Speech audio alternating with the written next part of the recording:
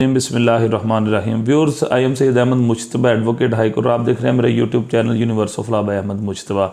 आज हम डिस्कस करते हैं सक्सेशन सर्टिफिकेट के बारे में। आपने अक्सर सुना होगा सक्सेशन सर्टिफिकेट के बारे में कि किसी भी movable property, any type of movable property के जब भी कोई डिसीज्ड पर्सन जो है दुनिया से चला जाता है तो वो जो प्रॉपर्टी है वो उनके वारसान के हवाले जो की जाती है, तो उसके लिए सक्सेशन सर्टिफिकेट जो है वो बनाया जाता है। मोस्टली जो सक्सेशन सर्टिफिकेट होता है ये बनता है बैंक की अमाउंट की को विड्रॉ करने के लिए। मिसाल के तौर पे अगर कोई शख्स है वो दुनिया से चला गया और दुनिया से जाने के बाद जब उसका बैंक बैलेंस चेक किया गया, जब उसकी जो है किसी अगर कोई उसने इंश्योरेंस करवाई थी वो देखी गई, तो जितनी भी उसकी बैंक बैलेंस में फ़र्ज़ करें कोई लाखों रुपया मौजूद हैं या उसकी जो इंश्योरेंस है उसके लाखों रुपया बनते हैं या कितनी भी अमाउंट उसकी लाइबिलिटी जो है वो बाकायदा तौर पे मौजूद है, जो कि किसी शख्स के पास उधार के तौर पे भी मौजूद हो सकती है और किसी इदारे में भी, यानी कि किसी बैंक में भी जो है अमाउंट की सूरत में मौजूद हो सकती है। तो ये जितनी भी अमाउंट है उसको विदड्रॉ करवाने के लिए जो प्रोसीजर अडॉप्ट किया जाता है वो सक्सेशन एक्ट के तहत जो है वो सक्सेशन सर्टिफिकेट जो है जारी करवा के वो बाकायदा तौर पे उस मुतलका अदारे में दिया जाता है ताकि डिक्लेरेशन ऑफ लीगल एयर्स हो सके। अब सक्सेशन सर्टिफिकेट की ज़रूरत क्यों पे महसूस होती है?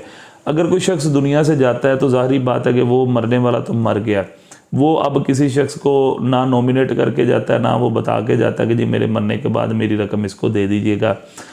फिर कानून ये कहता है कि मरने वाले के बाद अगर कोई दीगर शख्स जो है वो उसका बाकायदा तौर पे जानशीन बनकर या दीगर शख्स जो है वो उसका बेटा या बेटी बनकर या कोई भी कानूनी वारिस बनकर आकर जो है वो किसी भी बैंक से इस चीज़ को गेन ना करे, इस चीज़ का फ़ायदा ना उठाए और ना ही कुछ दूसरा शख्स धोखाधड़ी और फ्रॉड के साथ जो है वो बाकायदा तौर पे किसी बैंक से रकम विड्रॉ कर ले।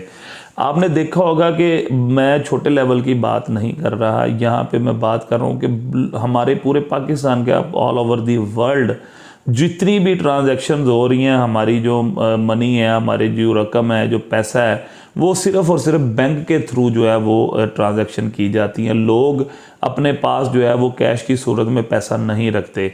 बाज़ बिजनेस पर्सनस होते हैं जिनकी अरबों की मालियत में जो है वो पैसा जो है बैंक्स में मौजूद होता है। बाज़ लोग होते हैं जिनके लाखों में, बाज़ लोगों का करोड़ों के हिसाब से जो है वो रकम जो है बैंक्स में मौजूद होती है।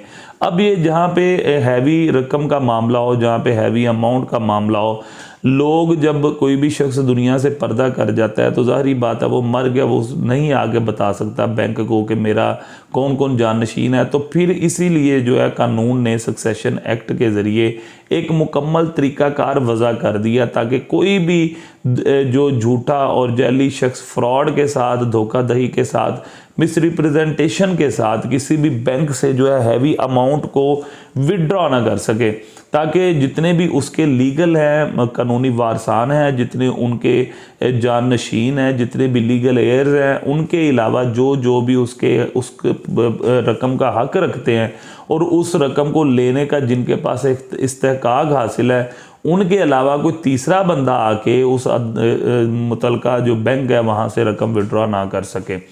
अब जब आप कोर्ट की तरफ मूव करते हैं, इसीलिए जो है वो कोर्ट्स डिसाइड करेंगी।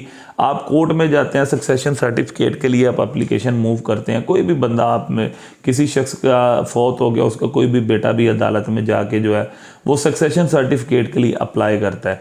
अब सक्सेशन सर्टिफिकेट के लिए जब वो अप्लाई करता है तो अब नादरा की तरफ से जो नया कानून आया, नादरा की तरफ से सक्सेशन सर्टिफिकेट जो है वो ऑटोमेटिकली जारी कर दिया जाता है। क्यों?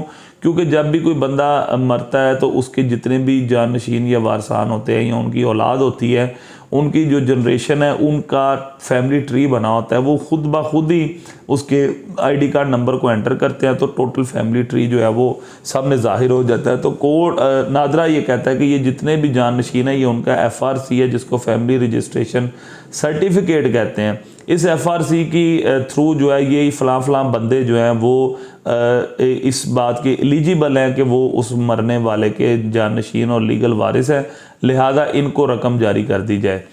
कोर्ट के थ्रू जो प्रोसीजर है, अगर नादरा के पास ऐसी कोई प्रपोजिशन आ जाती है जिसमें बच्चा माइनर है, जिसका वो रिकॉर्ड ही कोई नहीं है, तो फिर वो डिक्लाइन सर्टिफिकेट दे देते हैं। आप वो डिक्लाइन सर्टिफिकेट साथ अटैच करके आप अदालत का दरवाज़ा खटखटाते हैं। अदालत में आप आगे अपने जितने भी लीगल एयर्स होते हैं उनके बारे में मुकम्मल डिटेल मेंशन करते हैं। फिर उस बैंक के हवाले से ये बताते हैं कि फ़लाँ बैंक में हमारी अमाउंट मौजूद है, ये बैंक का अकाउंट नंबर है, ये अकाउंट होल्डर हमारे बाबा थे जो इंतकाल कर गए हैं, ये उनका डेथ सर्टिफिकेट है, ये हमारा FRC फॉर्म है, ये हम बहन भाई हैं, इतने भाई हैं, इतनी बहनें हैं, ये हमारी वालदा मोहतरमा है, यानी टोटल डिटेल आप अदालत को बताते हैं। उसके बाद अदालत उस पर जो है वो गवाहियाँ तलब करती है। बाज़ दफ़ा टोटल वारसान को बुला लेते हैं, बाज़ दफ़ा नहीं बुलाते, सिर्फ 2 गवाह भी आपके इनफ होते हैं।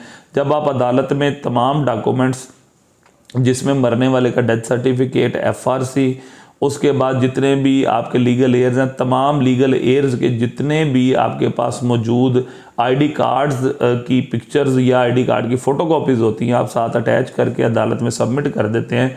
तो अदालत जो है वो इस चीज़ को तस्लीम करती है। साथ आप 2 गवाहियाँ भी लगा लेते हैं जिसको हम एविडेंस या हम ज़ुबानी शहादत कहते हैं। तो अदालत इस चीज़ को तस्लीम कर लेती है डॉक्यूमेंट्स देखने के बाद। वाकई ही ये जो अदालत में लोग सक्सेशन सर्टिफिकेट के लिए आए हैं यही असल वारसान है। फिर अदालत जो है वो डिग्री पास करती है। डिग्री पास होने के बाद फिर उस एप्लीकेशन को या उस प्लेंट को एक्सेप्ट किया जाता है। उस एक्सेप्टेंस के बाद जो है वो फिर श्योरिटी का ऑर्डर करती है अदालत।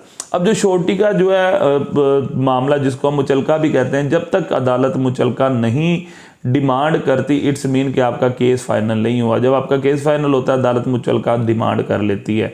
मुचलके का मेन मकसद ये होता है कि कल को अगर कोई बंदा जो है वो झूठ या फ्रॉड या मिसरिप्रेजेंटेशन से अदालत से सक्सेशन सर्टिफिकेट लेके भाग जाए और सक्सेशन सर्टिफिकेट की बेस पे जो है जितनी अमाउंट आपके पास पड़ी हो कि बैंक में तो वो सारी विड्रॉ कर लेता है, तो बाद में उसका असल वारिस आ जाए तो उसके पास बतौर ज़मानत वो श्योरिटी मौजूद होती है कि जिस श्योरिटी की बेस पे उसको मुचलका जो है वो मुचलके की बेस पे उसको सक्सेशन सर्टिफिकेट जारी किया जाता है।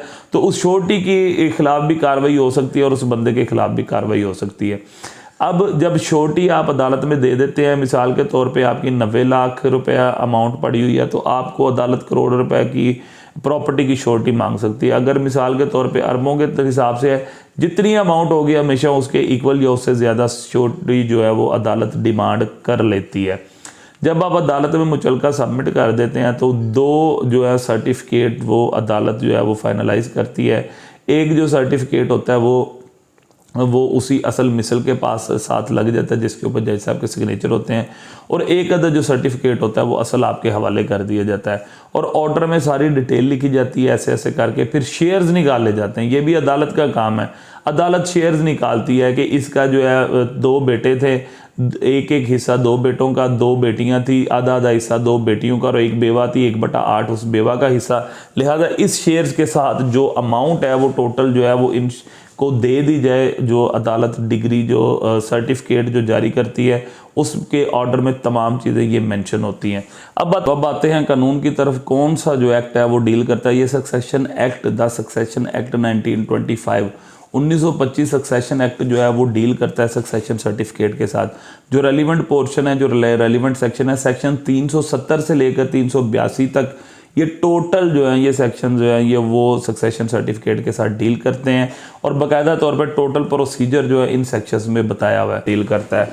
अब रेवोकेशन ऑफ सर्टिफिकेट से क्या मुराद है? रेवोकेशन ऑफ सर्टिफिकेट से ये मुराद है कि अगर कोई अदालत जो है वो किसी शख्स को बाकायदा तौर पे सर्टिफिकेट जारी कर देती है, सर्टिफिकेट जारी करने के बाद जो दूसरा लीगल एयर आ जाता है जिसको या तो सर्टिफिकेट में पार्टी नहीं बनाया जाता, अगर पार्टी नहीं बनाया जाता तो उसका हिस्सा जो है वो बाकायदा तौर पे एग्जेम्प्ट करके सर्टिफिकेट अदालत से इशू करवा दिया गया। तो वो 383 सक्सेशन एक्ट 1925 की एप्लीकेशन दे के उस सर्टिफिकेट को रिवोक करवा सकता है। उसकी ग्राउंड स्ट्रॉन्ग होनी चाहिए और इन स्ट्रॉन्ग ग्राउंड्स की बेस पे उसको रिवोक करवा सकता है। तो व्यूअर्स, ये था सक्सेशन सर्टिफिकेट के हवाले से हमारी वीडियो। इंशाल्लाह हम अपनी अगली वीडियोस में मज़ीद लॉ को जानने की कोशिश करेंगे। Thank you so much. अल्लाह हाफिज़।